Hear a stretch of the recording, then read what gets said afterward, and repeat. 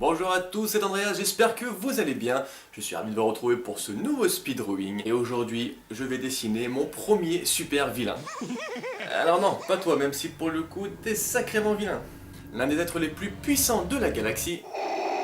Non, pas ce galaxie-là. Je vais bien entendu parler du titan fou, le Mad Titan, Thanos. Créé par le scénariste et dessinateur Jim Starlin, Thanos apparaîtra pour la première fois dans le comic books de Invincible Iron Man numéro 55 en 1973. Thanos est un titan, une branche de la race des éternels qui vit sur la lune de Saturne, plus communément appelée planète Titan. Il est le fils d'Alars et de Suisan et contrairement à son frère Eros, Thanos naît avec un physique quelque peu ingrat. Une peau bleu-violette, un corps massif, il passera auprès des autres titans pour anormal. Porteur d'un mal génétique et incapable de succéder à son père à la tête du peuple, ce rôle sera donc octroyé à son frère Eros.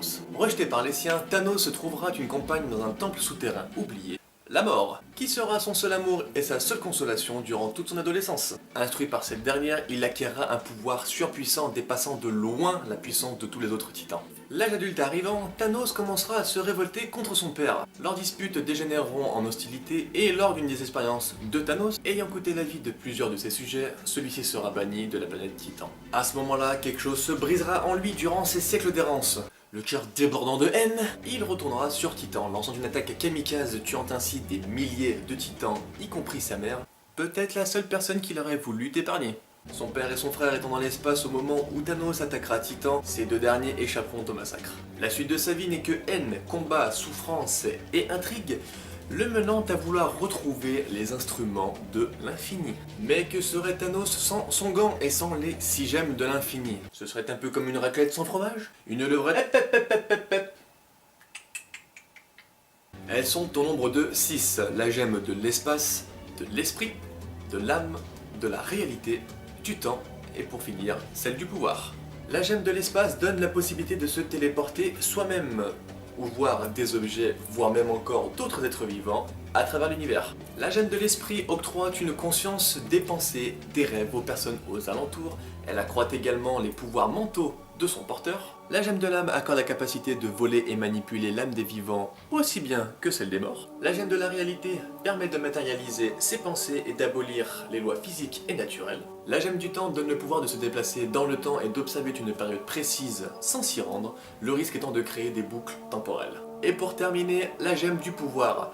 Outre le fait de donner une force surhumaine et l'invincibilité à son détenteur, cette dernière renforce le pouvoir de toutes les autres gemmes. Et voilà pour Thanos, j'espère que ça vous aura plu, je vous laisse au speedrowing, bonne vidéo à tous.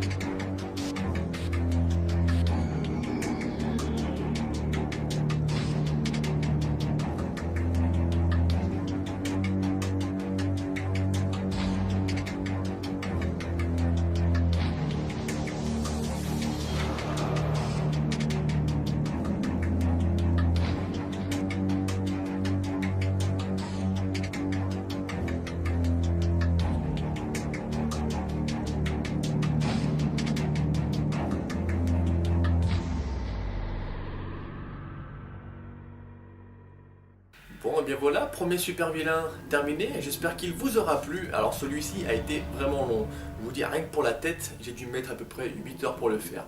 Mais franchement, j'en suis vraiment pas déçu. J'espère qu'il vous aura plu encore une fois, dites-moi ça dans les commentaires. En tout cas, nous on se retrouve très vite pour un nouveau speed drawing. Il y a une nouvelle série qui va débarquer dans pas très longtemps, je vous en ai parlé, c'est la série des mangas. Donc voilà, sur ce, je vous fais des bisous, à très vite, et d'ici là, portez-vous bien.